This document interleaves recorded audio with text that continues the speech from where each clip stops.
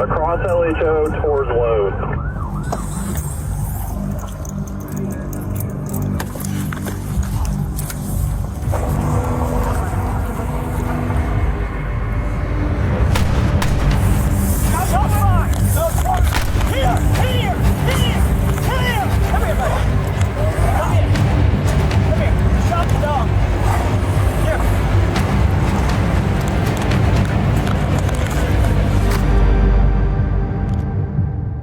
I thought my dog was dead.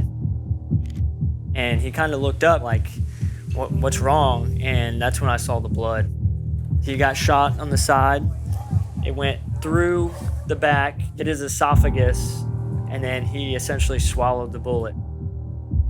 After the gunshot and pulling him back, I went completely low. Like, I'm pulling back possibly my partner, my friend, my everything. My first thought was, is Deputy Davis gonna be all right? Is Axe gonna be okay? And then after that initial shooting, the bad guy retreated further into the woods. When it came time to deploy K9 Endo on him, I honestly thought that I was sending him to his death. A decision had been made that we had to stop this guy, and it was tough to make a phone call to my wife to let her know that Endo had been shot. When we're assigned our K9 partners, they're a tool, they're owned by the agency. And as we progress through our career with our dogs, they become part of our family.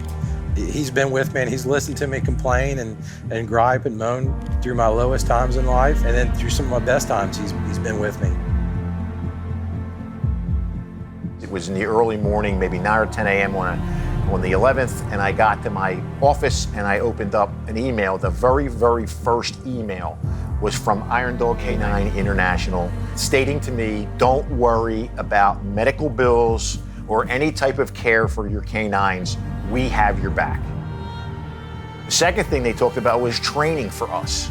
They wanted to do this triage training that, God forbid, if this were ever to happen again, they're prepared to give that initial first aid that we all know is critical in saving our canines' lives. Our canines play a huge role in protecting our community. I don't care whether it's tracking down an armed carjacking suspect, whether it's searching for a missing child, whether it's looking for evidence that was stolen in a crime or discarded by a criminal. They're there to protect our deputies. A lot of dogs die.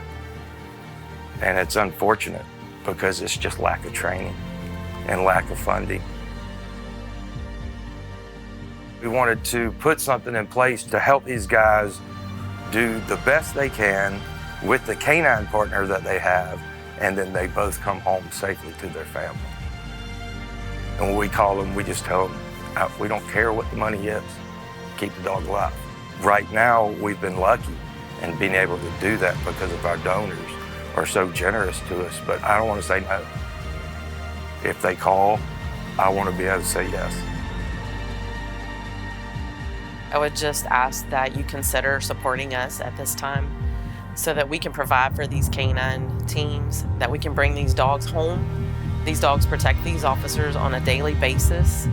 They help to protect your community. They're looking out for you.